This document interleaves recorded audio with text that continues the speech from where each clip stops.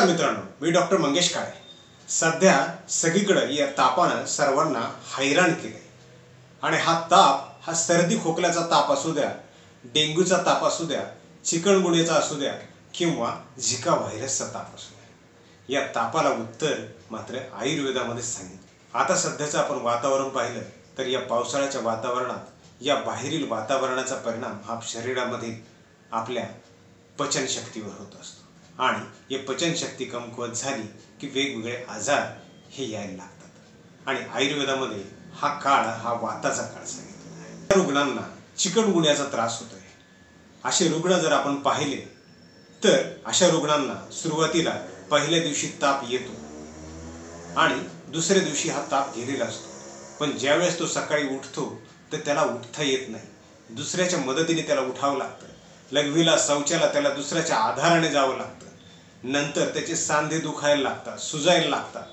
त्याला उठणं बसणं ही अशक्य होतं आणि मग तो वेगवेगळे पेन किलर घ्यायला लागतो। सकाळी उठलं तर त्याची हाताची बोटं आखडलेली असतात, पायाची बोटं आखडलेली असतात आणि त्याला कधी कधी अंगावर बारीक पुरळ येते, त्याच्या तोंडामध्ये पुरळ येते, डोळे लाल होतात, डोकं जड पडतं, भूक कमी लागते आणि अशा वेळेसच त्याला वाटतं की हे डॉक्टर सोडून आपण दुसऱ्या डॉक्टरकडे उपाय घेऊ, दुसरे डॉक्टर सोडून आपण चांगल्या भारी डॉक्टरांना दाखवू, पण हे सगळे पेन किलर, अँटीबायोटिक्स आणि हे याच्यामुळं त्याला काही समाधान मिळत नाही आणि तो शेवटी ह्या उपचारांना कंटाळून जातो आणि हे ज्या काही वेदना असतात ह्या त्याच्या वेदना इतक्या असह्य असतात की तो नीट बोलून सांगूही शकत नाही आणि अशा वेळेस मात्र आपण आयुर्वेदिक उपचार जर घेतले आणि योग्य तज्ञ अशा आयुर्वेद तज्ञाला जर दाखवलं तर आपल्या ह्या वेदनास निश्चित कमी होतील। यासाठी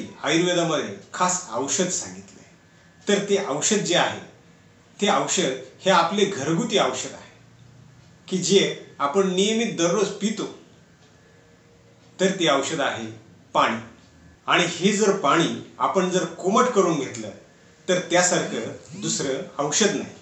पण बरेच रुग्ण कोमट पाणी करायला सांगितलं की एक साधी पद्धत असते, पाणी गरम करायचं आणि ते कोमट करून ते प्यायचं, पण हे अगदी साधी कल्पना झाली। कोमट पाणी करताना आपण बऱ्याच वेळा ते उकळतो, काही जण ते 1/4 ठेवतात, काही ते अर्ध ठेवतात, काही ते 1/8 ठेवतात, अशा पद्धतीने आपण वेगवेगळ्या पद्धतीने पाणी हे उकळतो, पण सर्वात श्रेष्ठ पाणी जे आपण उकळून 1/8 ठेवतो, म्हणजे 8वां भाग ज्यावेळेस आपण घेतलेल्या पाण्याचा शिल्लक ठेवतो त्यावेळेस ते कोमट पाणी हे उत्तम औषध असतं। तर असं हे कोमट पाणी केल्यानंतर 12 ते 24 तासाच्या आत ते संपवणं गरजेचं असतं।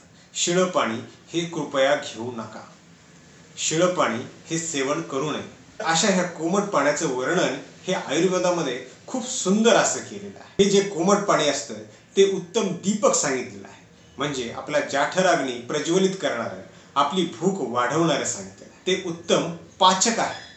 पाचक म्हणजे काय तर आपल्या शरीरामध्ये जे आमदोष निर्माण झाले आहे, जे विषारी द्रव्य या आजारामुळे निर्माण झालेले, त्यांना पचवण्याचं काम हे कोमट पाणी औषध स्वरूपात करतं। कोमट पाणी हे कंठ शुद्धी करणारं सांगितलेलं आहे, म्हणजे आपल्या घशातील अनावश्यक कफ काढतो आणि घसा मोकळा करण्यास हे कोमट पाणी हे उत्तम औषध आहे। कोमट पाणी हे लघु सांगितलेलं आहे, म्हणजे पचायला हलकं सांगितलेलं आहे, त्यामुळेच त्याची योजना ही तापामध्ये केलेली आहे। कोमट पाणी हे बस्ती शोधक म्हणजेच मूत्रमार्ग शोधक असं हे कोमट पाणी सांगितलेलं आहे। अशा पद्धतीने हे कोमट पाणी फक्त नवीन तापामध्येच नाही तर अजीर्णामध्ये, ज्यांचं पोट गच्च होतंय, ज्यांना उचकी लागली, अशांना सुद्धा हे कोमट पाणी हे औषध स्वरूपात घेता येईल। त्याच पद्धतीने ज्यांना वाताचे विकार आहेत, कंबर दुखते, पाठ दुखते, सांधे दुखतात, सांधे आकडतात, जखडतात, अशांना सुद्धा हे कोमट पाणी हे उत्तम औषध आहे। त्याच पद्धतीने कफाचे विकार, ज्यांना वारंवार सर्दी होते, खोकला होतो, अशांना सुद्धा हे कोमट पाणी हे उत्तम औषध आहे।